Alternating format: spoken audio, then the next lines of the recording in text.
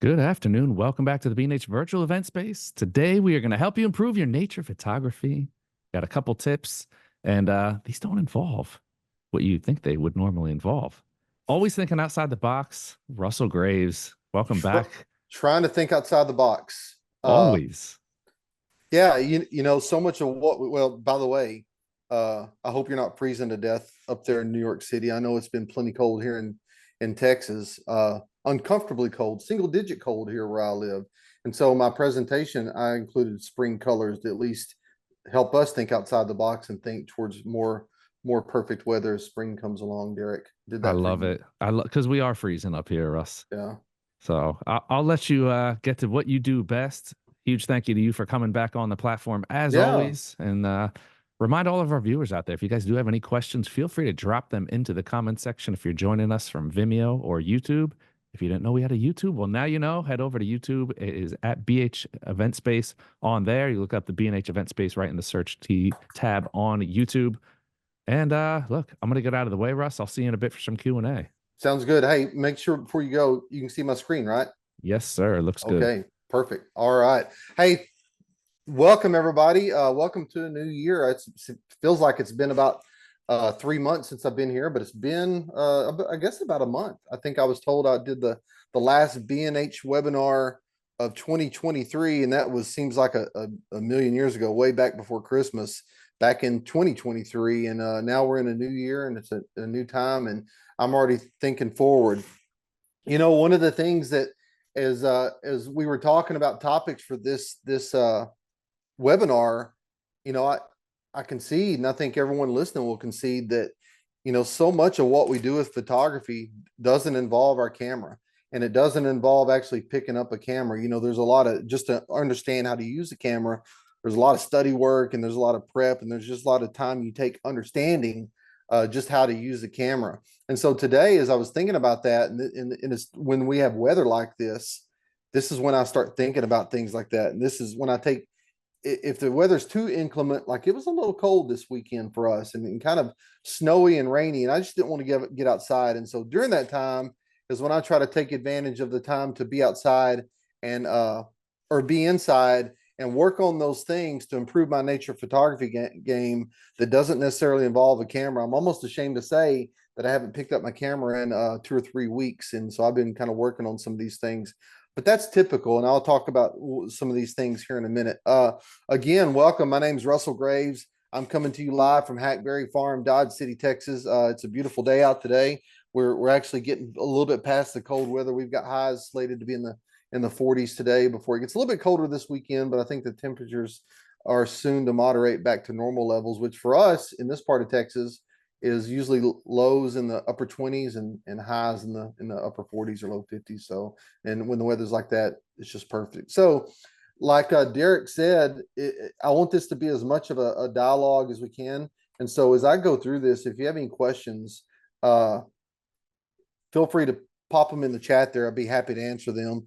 And in the end, here's what I want you to be thinking about. I want to know what your thing is, and what do you do to improve your nature photography game when you're not that doesn't involve a camera. So be thinking about that. For me, I'll give you my contact information at the end. Feel free to reach out because I always like to hear everyone else's input. So with that said, let's go and get started. And a lot of these things are going to sound kind of esoteric, but again, we're not talking about photography in general. We're kind of limiting all this to that nature photography genre. And I think one of the most important things you can do is learn plant identification. That's one of those things that you can sit by the fire with a book or looking on the internet, and then start the basics of learning plant identification. Because one of the key things that I coach people about all the time is, if you think about nature photography, we all like seeing, if you travel much, you like going to Alaska and seeing the bears, or going out to Yellowstone and seeing the bison. But all of those animals are part of a food web, and that food web gets supported at various layers and at various parts by different things. Well, almost the whole food web, or food chain, if you remember the old food chain model that used to be used, it all starts in the soil, and from the soil, plants emerge. And so plants provide an important role in the ecology. And, I didn't really get that at first when I started becoming a nature photography. And I've been doing this for a long time. I'm 54 now. I started taking pictures when I was 16 years old. I grew up where I live now on my farm. It's about a mile from where I grew up. And, I spent all of my youth roaming these hills and learning about nature and learning to appreciate nature. And so when I started taking pictures with film back in the 80s, that was the thing I really focused on the most, was the things that I was most familiar with. And that was all the wildlife and the nature that was around me and the rural lifestyle that was around me. Well, one of the things I never took the time to appreciate are all those plants that you can see on a given basis. And so, as a photographer, learning plant identification helps you become a better naturalist, number one. And number two, it gives you something else to take a picture of, because if you appreciate something, like your kids or your grandkids, and you show your love and appreciation by taking nice pictures of them. When you appreciate something, you'll take pictures of it. And by learning plant identification, uh it just gave me something else to photograph. And we all know, because the more you photograph whatever you're taking a picture of, the better you're going to get at not only photographing that particular subject, but you're going to get better at photographing in general. So because there's no better way to get better at taking pictures than just to take pictures and practice. So things like shutter speed, aperture, ISO settings, all of that stuff becomes second nature to you, where you don't really have to think about it. And so by learning plant identification, again, you become a better naturalist. And then number two, it gives you something else in which to take pictures. Excuse me. I've had a little bit of a cold this past week, so apologize for the cough.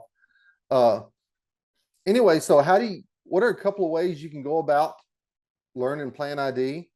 I've got a number of books around here because I'm kind of old school. I still like holding things in my hands, and I like books. But one of the things that I found really valuable, especially when I'm kind of in a remote area, are their apps. And the one I like using is called Seek.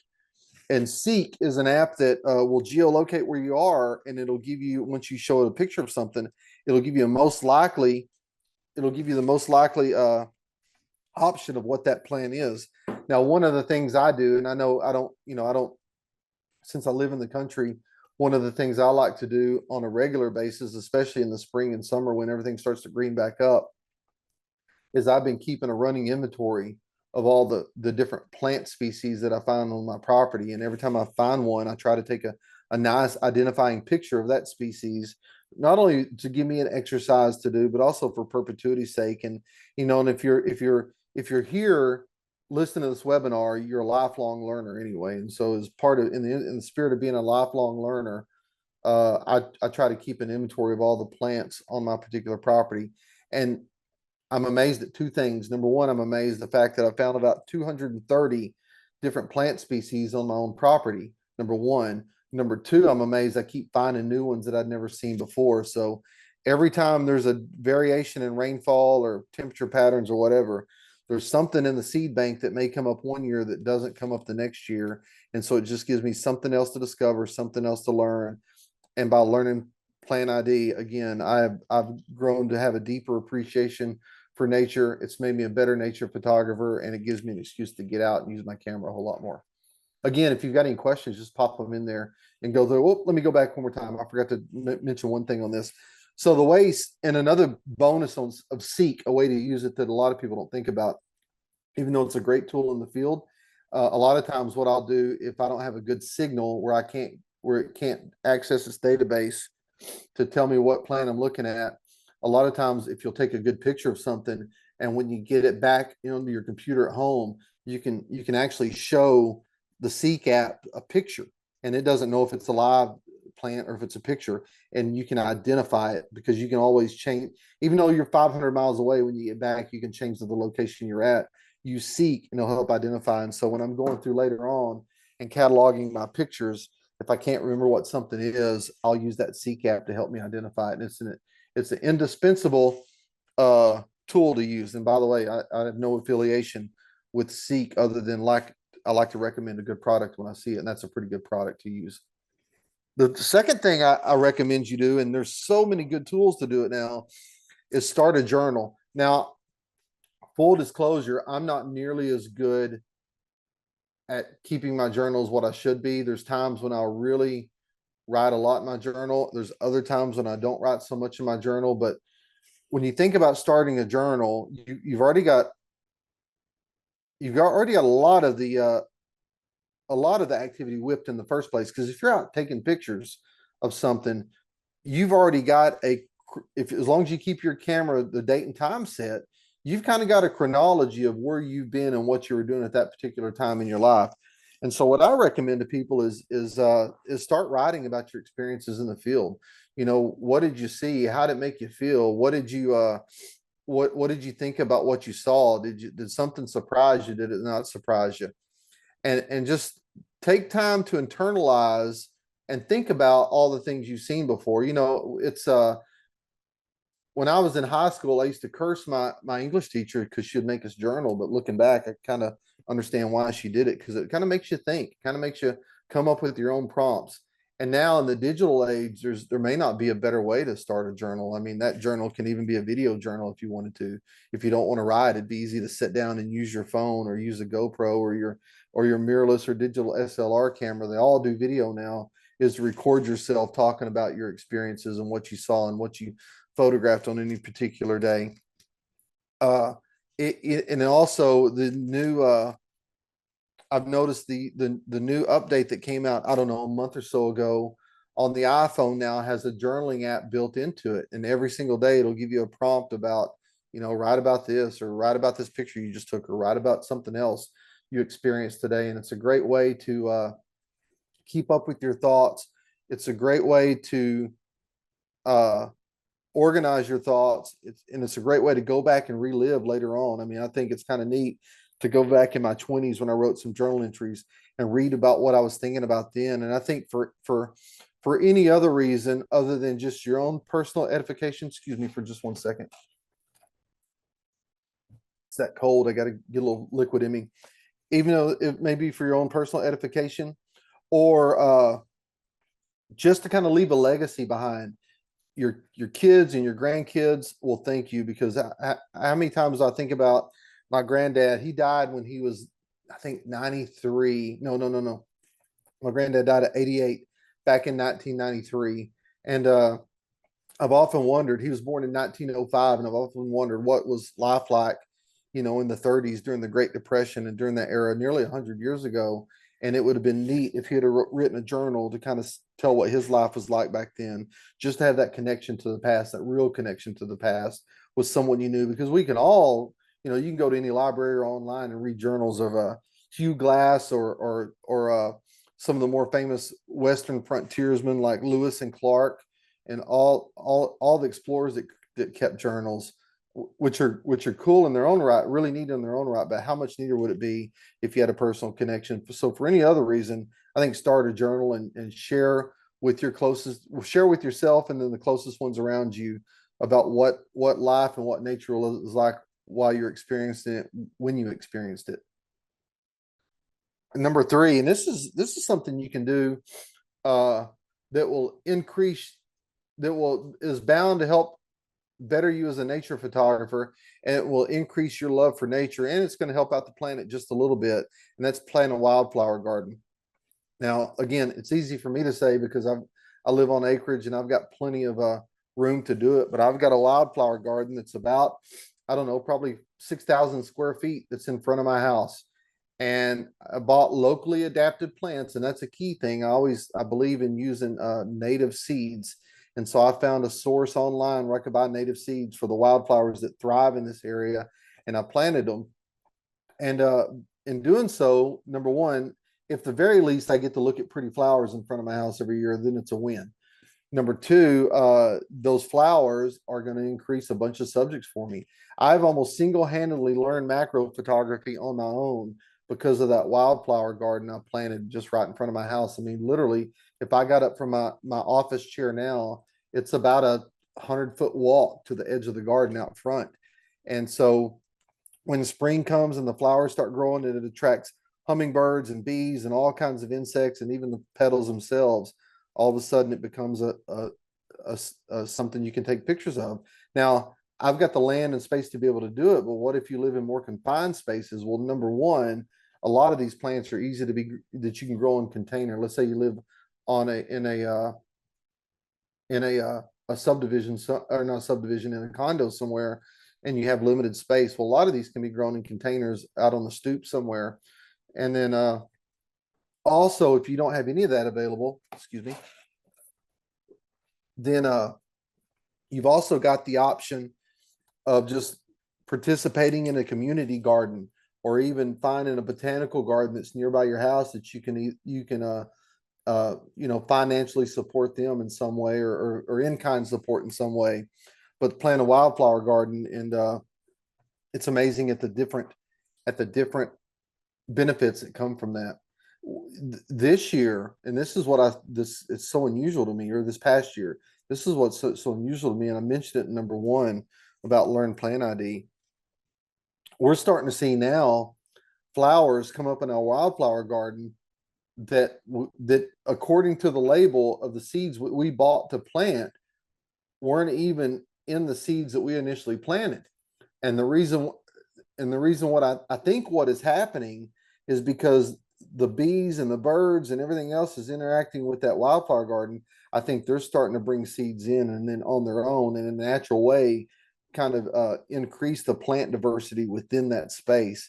And then as time goes on, and every wildflower has kind of a different, or a lot of wildflowers have a different calendar or a different season in which they unfold. There's some wildflowers I think that may sit out there for years before it gets the right amount of rain, and then all of a sudden they've got the perfect conditions to germinate, and they go ahead and germinate.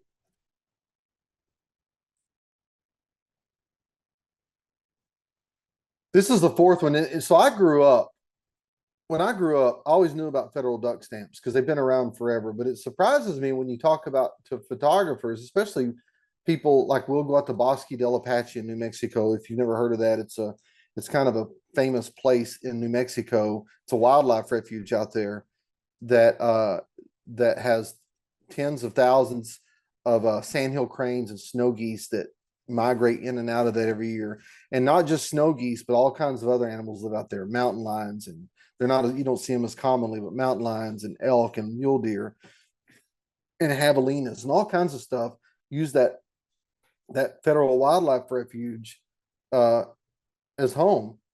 And so one of the ways is, so you got to think about how these things are set up from a governmental standpoint.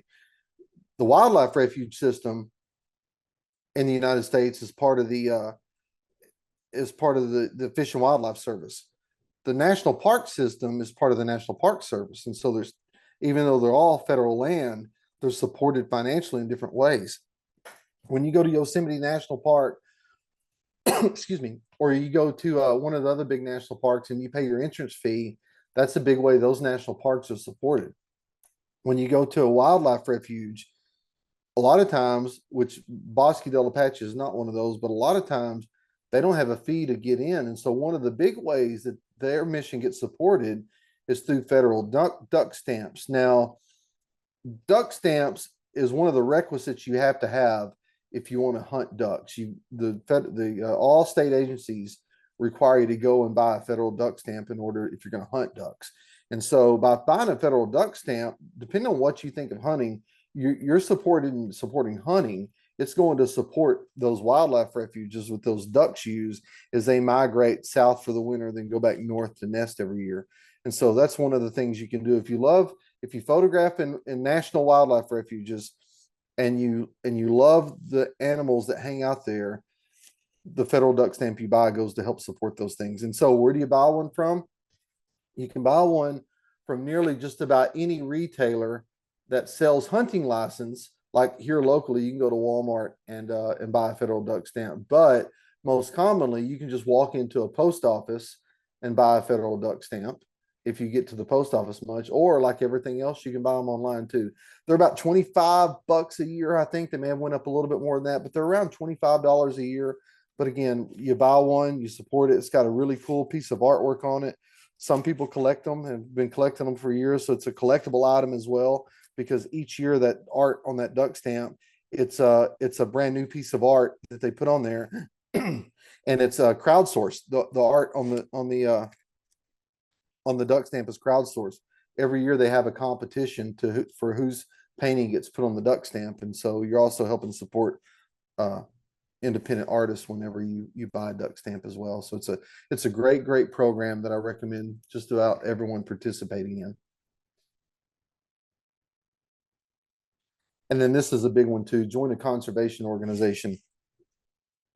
I think we all know instinctively that there's only so much that we can do individually.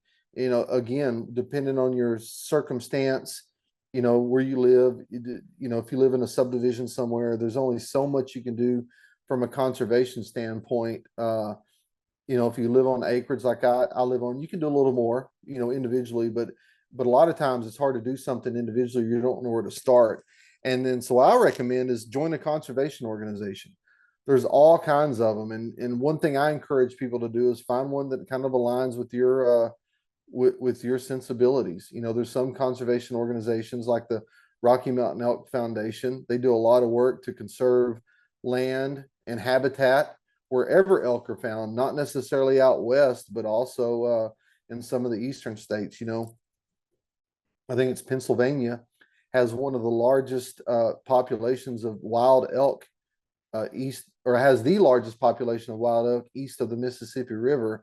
But there's a lot of states, Virginia, or not, West Virginia, Pennsylvania, uh, Kentucky, Tennessee, North Carolina. There's a lot of states where the elk run wild once again. The elk were found across the continent, in the early 1800s. But then as people started moving west and clearing forest and hunting, or not hunting, it's not regulated hunting, but killing animals for the marketplace, or killing wildlife for the marketplace, or killing animals for their own sustenance, the elk were extirpated from the eastern half of the United States. Well, organizations like the Rocky Mountain Elk Foundation, uh, they helped turn that all back around and are helping reintroduce elk where elk were once found before. Now, I say that the good work they do, but a lot of people may not their values may not align with the Rocky Mountain Elk Foundation, because the Rocky Mountain Elk Foundation is a pro hunting organization.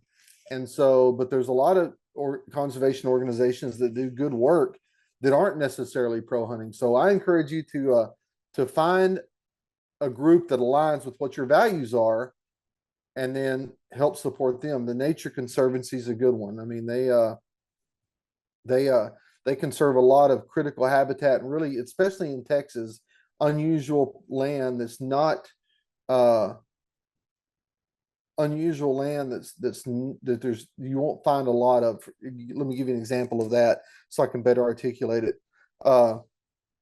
I know here close to where I live, well, Texas, by the way, is 98% privately owned. So there's not a lot of public land in Texas.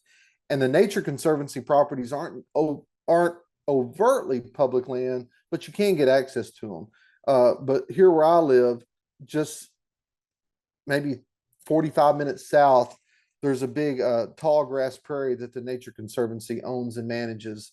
And it's one of the very few pieces of native tall grass prairie that's never been plowed that's left in the state. Some of the tall grass prairies are coming back, but they've been resown by people who care about the land and care about the prairies. But that's one of the few pieces left that have never been touched by a plow, and it's the way it has been for centuries. They've also got another property that's about an hour east of where I live, that's home to some of the oldest southern pine forests left in Texas. I mean, you go down there, most of the pine trees you see will be a couple of feet across that you see growing now, because a lot of the old trees were cut down and these are new growth.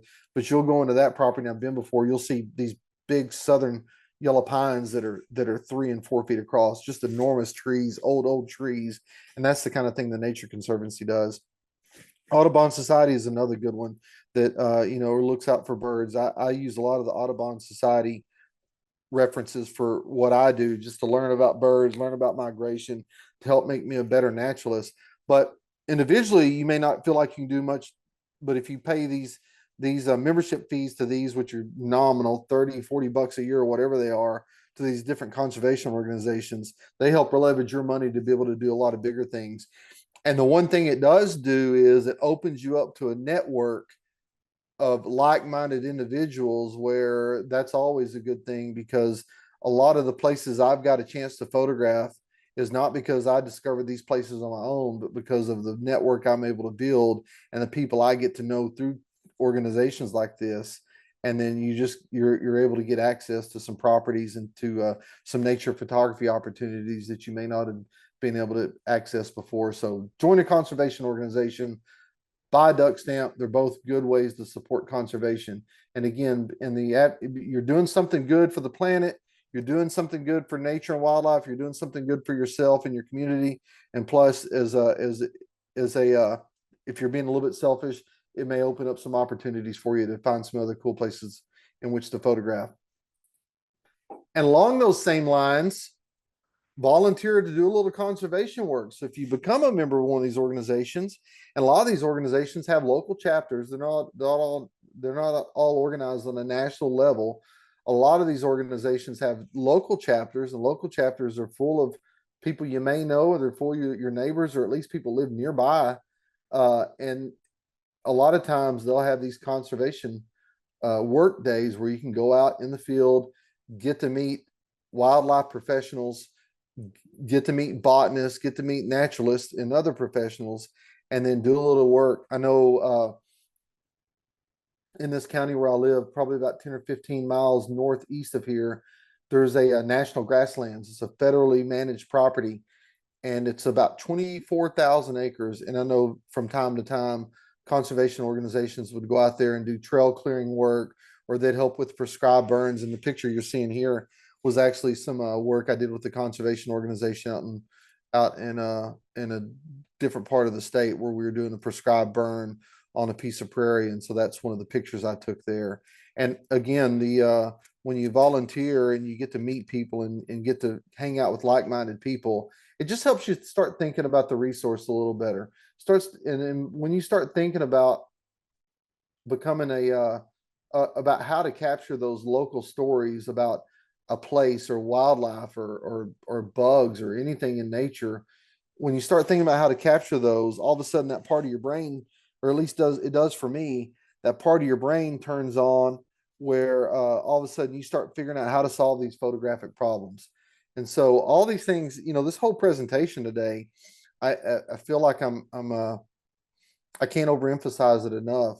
It's all these tactics I'm talking to you about today are all those things that just have to do with the mental part of photography, the thought process of it, and not necessarily the nuts and bolts of photography. And so you've got photography, you got how to use lenses, how to use ISO, composition, all those nuts and bolts things. Well, all these things I'm talking about today are those soft skills that kind of fit in between the gaps.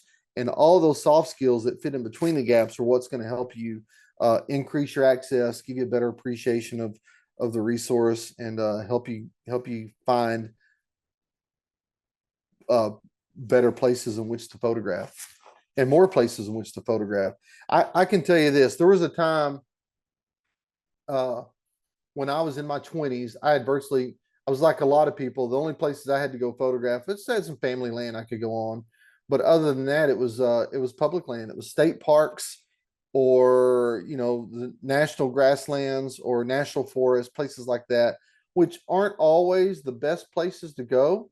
And so by doing some of these things we're talking about, by joining, I was a member of Quell Unlimited for a time, and by volunteering to do conservation work and just help out wildlife professionals that I met, my network began to grow.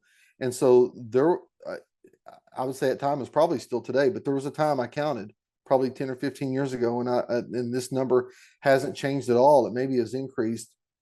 There was a time I went to just having a handful of places I could go, to now I bet I've got access to over 1 million acres of private land that all I've got to do is pick up the phone and ask the question and get permission, and I could go out there and do it. But one of the cool things about it is, if you involve yourself in this network of people, and you're kind to them, and you're helping out, and you're showing an earnest effort to conserve and make the world a better place, and make the world a better place for the wildlife and the people like us who appreciate it, and the nature, and the people like us who appreciate it, the doors start opening for you.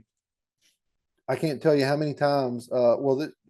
I'll tell you one time in particular. I don't know if these pictures are in this presentation. I can't remember or not, but I got a phone call from a rancher down the road, and he had heard that I was a photographer. This is probably 15, 20 years ago, something like that.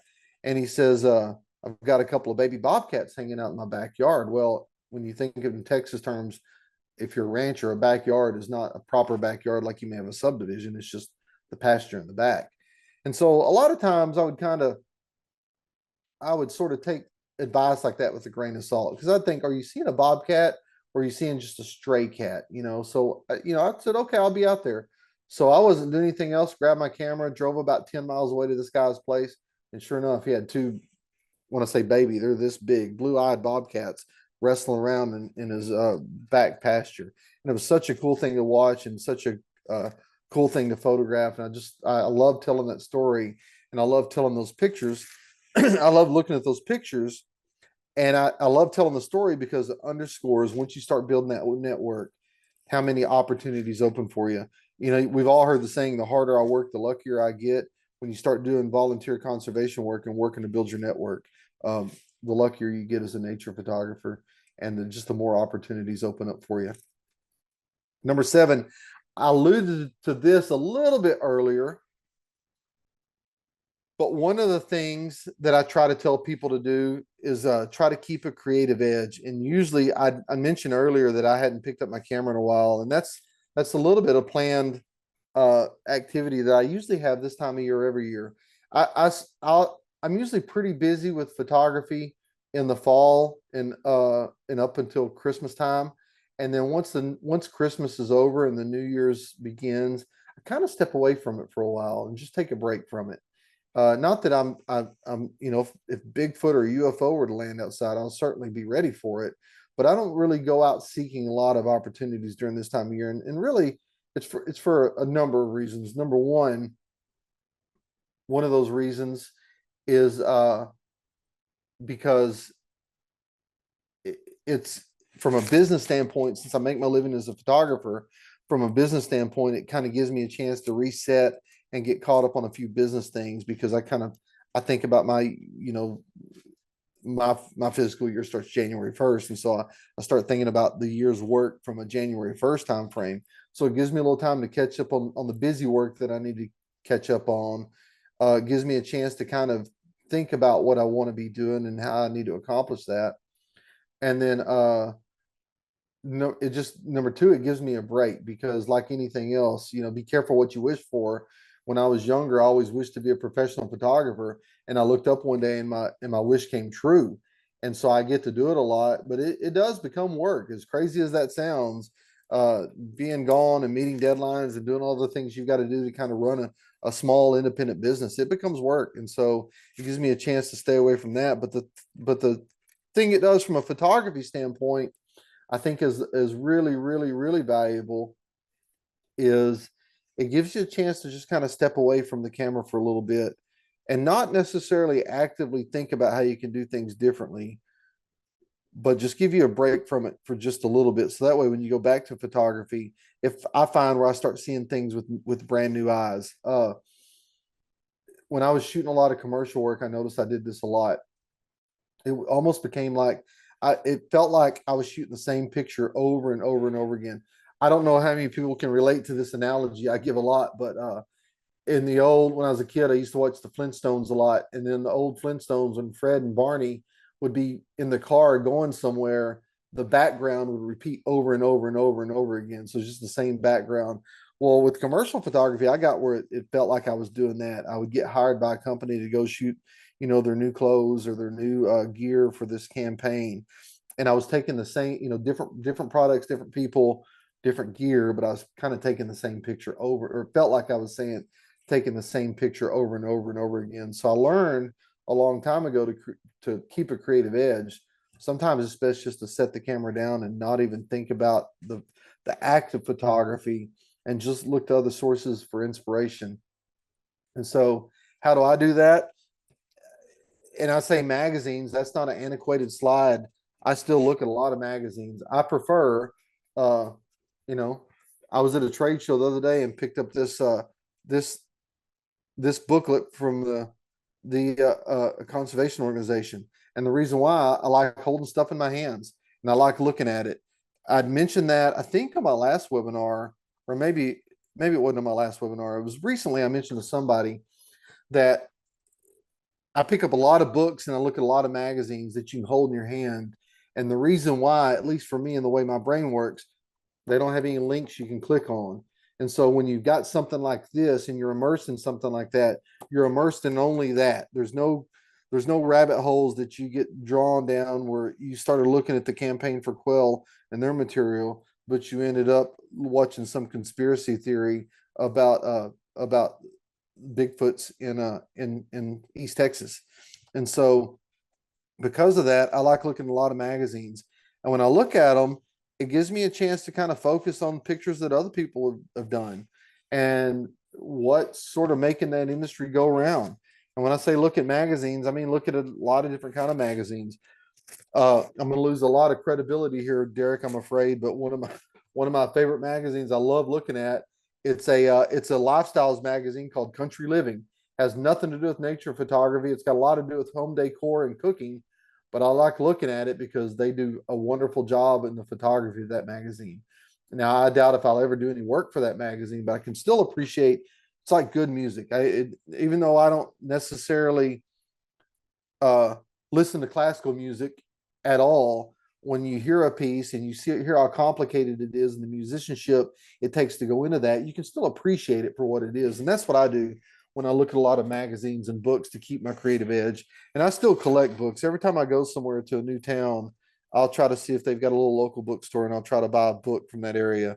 And so I've got a pretty big library of books I've collected over years, and I'll still pick them up for old inspiration and look at them again for inspiration. And then, like I said, I just study other people's work. You can do that on Instagram and Facebook and some of the social media platforms. I don't really like doing that. I spend enough time looking at screens every day. And so I like looking at analog work a lot. Again, that's kind of, I suppose I'm kind of like the guy who uses a old fashioned typewriter when I think about writing stuff. But, I spend a lot of time looking at or staring at a screen every day. And so the last thing I like doing is picking up my phone and looking at stuff. So when I study other people's work, again, it's through some sort of analog mean. It's a book or a magazine or some other way, but it doesn't mean I won't necessarily look at Instagram from time to time. I just prefer to kind of look at things old school way because again, when you're looking at something like that, you're kind of engrossed in that page and it takes an act to go to the next page. It's not as easy as just swiping. And I say that and it sounds so logical and you're probably thinking duh, but it's true. When you put something in your hands, or at least I've found that's click proof and that it's scroll proof, I find myself being a lot more immersed in that piece of work that's in front of me right now. And so uh that's how I work every year to kind of maintain a creative edge. And I mentioned this before, just set the camera down a while. It's kind of like I've been married for 30 years now, and I love my wife every single day. But if you've ever been away from your significant other for any length of time, you kind of get into this groove when you see each other every day, and you're going to see them later on. And then all of a sudden you're gone from each other for a couple of weeks, and sort of when you see each other again, you've got that little tingle again, like you felt when you first met them. And so that's not in the same way, but a similar kind of way. I don't. My wife's not in here right now. She'd be questioning how I'm phrasing this. And so in a similar kind of way, that's how I am with the camera. I'll set it down for a while. And when I go back to it, it's like hey, hello, old friend. It's like you're learning it all over again. And it makes me kind of fall in love with what I love about the medium in the first place. And the medium of just taking pictures and capturing natural scenes in kind of a dynamic and in a meaningful way, at least for me. And then lesson number 8 is learn the life history of your favorite animals. One of and this actually led to a good thing for me, and I don't mean to say this as a commercial for Russell, but one of the things I learned early on as a photographer, because, and I still have a tendency to do this. I would go out and I'd be like, I just want to take a picture of everything. Well, at some point, I started learning slow down and just pick something. And so I started learning if you just pick one animal or one plant or one macro photography or one patch of garden that you planted, wildflower garden, and just learn all you can about that, all of a sudden you start kind of disciplining yourself to take sort of a step by step sort of systems approach to being able to tell a story on that stuff. It's not it's you're just not going out manically taking pictures of everything you see. You're slowing yourself down and you're thinking yourself through the process. And that act of thinking myself through the process made me a better photographer than just kind of just point and shoot and the spray and pray mentality and hope you get something. And so one of the first animals I ever did that on was when I graduated college in 93. I moved from Northeast Texas out to Northwest Texas. Well, out it's about 250 miles from here. Well, out that way in Texas, every 30 miles you go west, the amount of precipitation you get drops off pretty dramatically over time. And so where I moved to out of college got about half as much rain a year as what I did here. And where I live now, we've got a lot more trees and a lot more tall grasses. Well, out there it's more scrub country, kind of semi-arid, open rangelands, short grass prairie area. It's the haunt of the buffalo. If anyone watched the Ken Burns documentary about the American buffalo that came on a month or so ago, and in that story he talks a lot about Quanah Parker and that whole area that Quanah Parker and the Quahati band of the Comanches, the area in which they used to roam was the area I lived in for 26 years. And so in my 20s, I found this one critter that I'd heard about them, but I'd never seen one before, much less ever took a picture of them. And that was the black-tailed prairie dog. And as benign of an animal that sounds, for some reason, I'd always liked squirrels and rodents, but for some reason, those prairie dogs and the way they lived captured my imagination. And so, as serendipity would have it, and by building those relationships I talked about before, I used to teach high school, and a mile north of the high school from where I taught on private land was a prairie dog town. And the guy that owned the property still gives me access to the property today. The guy that owned the property said, anytime you want to go out there and take pictures of those prairie dogs, you're more than welcome to. Well, I started taking pictures of prairie dogs and fell in love with them. And the more I learned about them, the more I wanted to take pictures of them. And so I started taking pictures of everything that prairie dogs would do, trying to tell their life story. And after about a year, I looked at my body of work. And by the way, this was still shooting on slides. And I looked at my body of work and I realized I may have, and I'm a 27-year-old having this realization. I may have one of the best collection of prairie dog images that anyone in the country has. And so it gave me an idea, and the young entrepreneur in me, even though I was a teacher, I was still had the entrepreneurial bent. And so I started pitching it to book publishers. And I found a publisher willing to publish a book. And it was my second book I'd ever written, my first coffee table book. And it was called Prairie Dog Sentinel of the Plains. And that book was all about prairie dogs, all about their life history of it. And I wrote the book as well. And I wish I had one handy. I'd brag on myself and show it to you. But I was 29 years old when that thing was published. And that I tell people all the time jokingly, that's the best dog I ever had, because that one book paid for my kids to go to college. It was did so well for me back then. And it all started because Russell told himself, you got to slow down and pick one thing to take a picture of. And so early on, I learned the life history of my favorite animal. And because I spent a good amount of time studying that animal, I kind of became somewhat of an expert. I couldn't defend a PhD dissertation and have a doctorate in prairie dogs, but from a layperson standpoint, I know a lot about prairie dogs and still do, and even did back then. And because I learned a lot about the animal, I became fascinated with the animal. I wanted to take more pictures of it.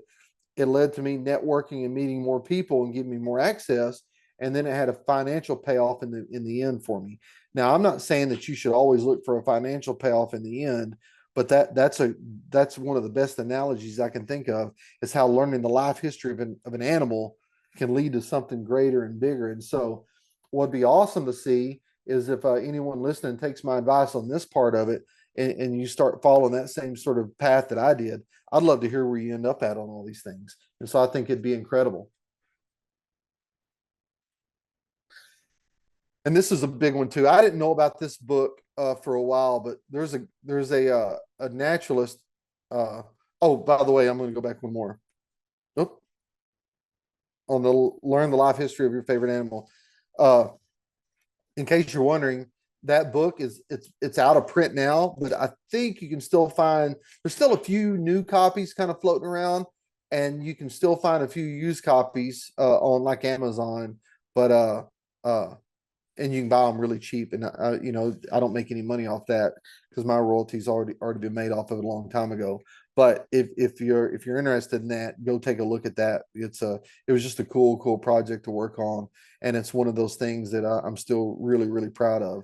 And it's the second of 7 books I've ever done, but it's still the one that I think really followed this logic of learning everything I can about an animal and just really trying to be an expert on that one animal. Back to this one, read the book of Sand County Almanac.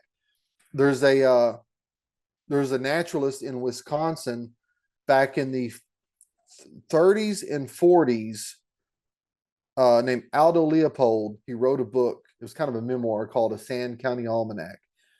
And that Sand County Almanac, it's still quoted today as kind of one of those seminal pieces of literature that defines the modern conservation movement in America. And what it talks about, one of the things I think the World Family talks about, it says that the five things that were used to destroy wildlife populations can be the same 5 things that can be used to restore them or natural populations. And those 5 things, and I'm probably going to forget one here because I've been talking a lot, is the axe. And what they mean by axe is how it's used to destroy is cutting down forest and deforestation, the plow. And what he meant by that was, once deforestation came in the east, we plowed up all the plains and created ecological disasters like the Dust Bowl. The axe, plow, cow, and then in western regions, the cow was used to overgrade and degrade stream side areas and rivers and everything else. The axe, plow, cow, gun, over harvest of animals destroyed their population. And then fire, what was traditionally used as a way to rid the country of undesirable plants. Fire historically was used as a negative thing to rid areas and just the whole slash and burn thing. And so he says in that book, and he explains it beautifully, that the 5 things: axe, cow, plow, gun, and fire, the 5 things that were used to destroy wildlife and natural populations historically, are the same 5 things that can be used to restore them. And so if you take the time to go back and do some other things we talked about, like volunteering for a conservation organization, you'll see that a lot of those same tools that are, and I use them on my property right now. I went out and selectively burned various places because I know when I burn those, there's invasive plants there. Now I beat back the invasive plants to give the native plants a chance to come back. So I use fire and use all those same tools to manage lands right now, and it increases your biodiversity in a particular property. And so you can buy that book online all the time. You can get it from your local library. It's really a good read, especially if you're really interested in kind of hearing someone's perspective on the natural world and sort of just a deep rooted view and kind of a little bit of a history lesson on how we got to where we are today and how the North American model of wildlife conservation, which by the way started way back in the early 20th century when Teddy Roosevelt started developing the national park system and the national wildlife system and setting aside all these grounds for the collective use of people. This is kind of the science and the academics and the thought behind all that. And so if you have a cold winter's day and you want to learn more about nature and natural ecology, a Sand County Almanac is a hard book to beat. And again, what amazes me about it is how relevant the things that Aldo Leopold talks about in that book, how relevant they are today here in 2024. It's hard to believe it's that late. And so the last thing I would ask, and maybe that's a good time to transition to the question, is I'd like to know what other people's things are. If you want to take time to, because I could, this whole thing started out as 6 ways to be a better nature photographer that don't involve your camera, grew into 9 ways, and I could probably put another 20 ways in here. But is the people listening and the ones that are involved in the chat, I'd like to hear if you've got any questions or comments. I'd like to hear your way. And so, with that said, oh, there he comes. There you are. And here I am. Do you want me to click on the questions, or do you want to? I know we've Yeah, got I could throw them out to you. Okay, Looks like yeah, we had I know you did mention the addition of the journal app with the Apple yes, platform. Is there yes. any other apps or tools that you recommend for effectively managing a journal?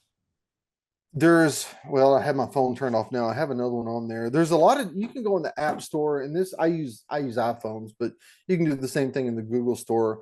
You just there's a lot of different apps that you can buy that the one thing, and I can't think of the name of it, Derek, but there's one journaling app I use, and the reason why I like it is because I can put it on my desktop, my laptop, or my phone, and it'll give me prompts. Hey, it's time to write.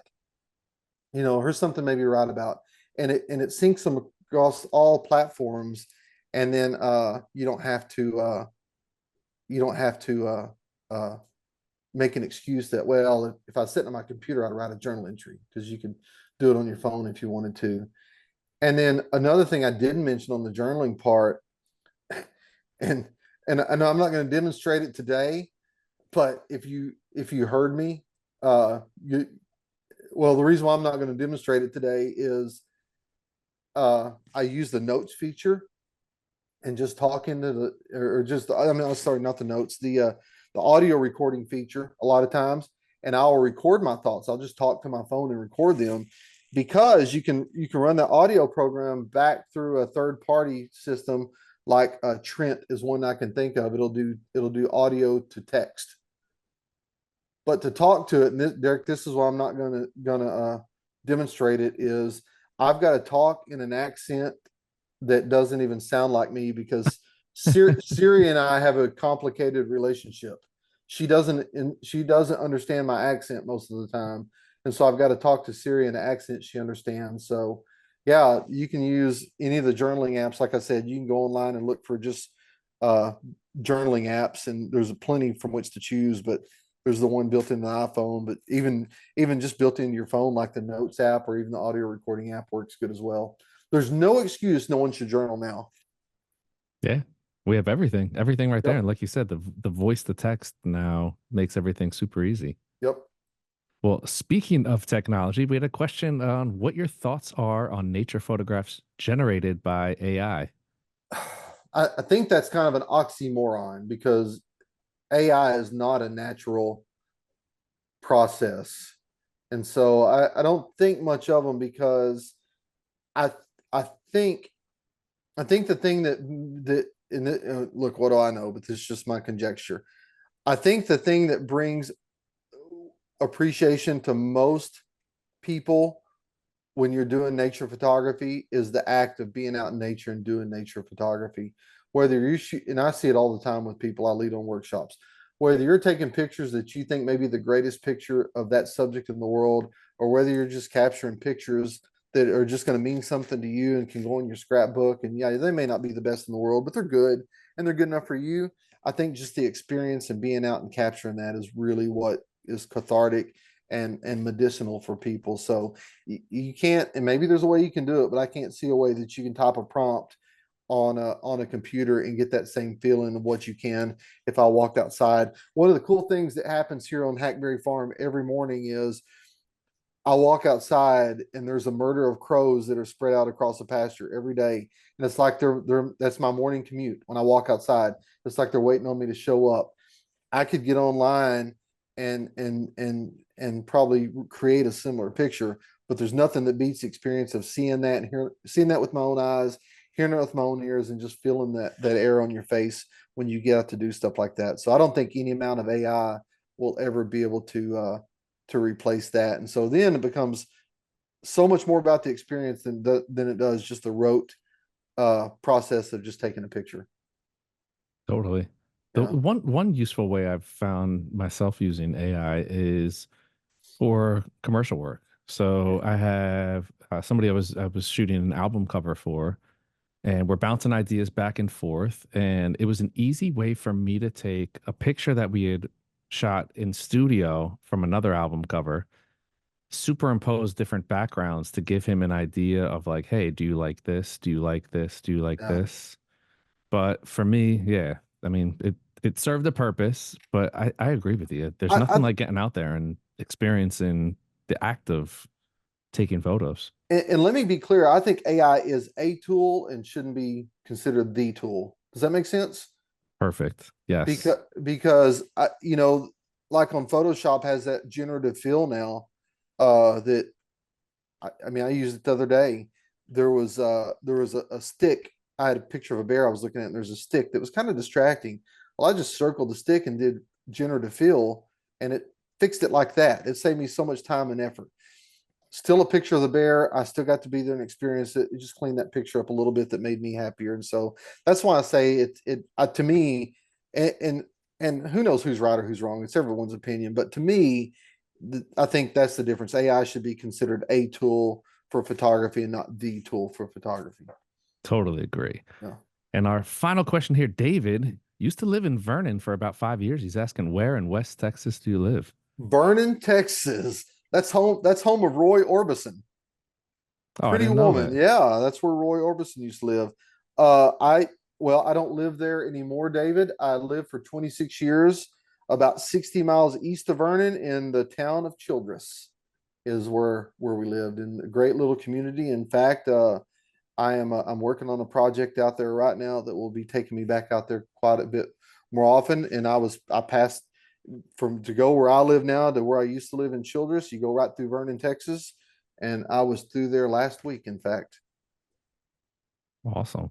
Well, Russ, we always thank you for thinking outside the box. It provides something different from what we normally get in the educational spectrum, where everything can be so related to bullet points and settings and gear. And sometimes I think there's such a tie to who we are as people and who we are as creatives. And a lot of what we generate in the arts is just, are we whole as a person? Are we tapping into all of our resources that life offers us? So sometimes it is good to put the gear down and tap into who we are, tap into our surroundings, tap into nature, and let the rest figure itself out. I think so. Hey, can we throw in that one slide? I Yeah, forgot to go all the way to the end. That yeah, had it, oh it yeah, that definitely. has my. I said, "What's your thing?" And There this we picture go. here. This is there's my contact info if anybody wants to stay in touch with me and tell me what their thing is. This was the trifecta of nighttime shots. This was taken here on my farm, Derek. I just got to tell you this shot and what I think is so special about it. Is it the best astrophotography shot? This goes back to what we were talking about earlier. Is it the best star trail shot ever made? No, not by a long shot. But this was one night when we had the moon illuminating the hay bales. The moon went down behind the trees to the left of the image. We got dark enough skies to be able to do the star trails. And then between times, see all the little specks of green, the fireflies came out, and it made it one magical night. So that's where we Love it. all ended that night with. So there we go. If anyone has any questions, I always answer emails. Please feel free to reach out, and I look forward to hearing from everybody. Awesome. Well, Russ, huge thank you to you for joining us once again. Thank We'll you, definitely sir. have him back. For those of you out there who always send in the messages, everybody always loves when we have you on, Russ. So it's Thanks. great. It's great to know that we're getting across to the viewers. And to all of you out there, thanks for tuning in to another edition of the B&H Virtual Event Space. We'll catch y'all next time. Thank y'all.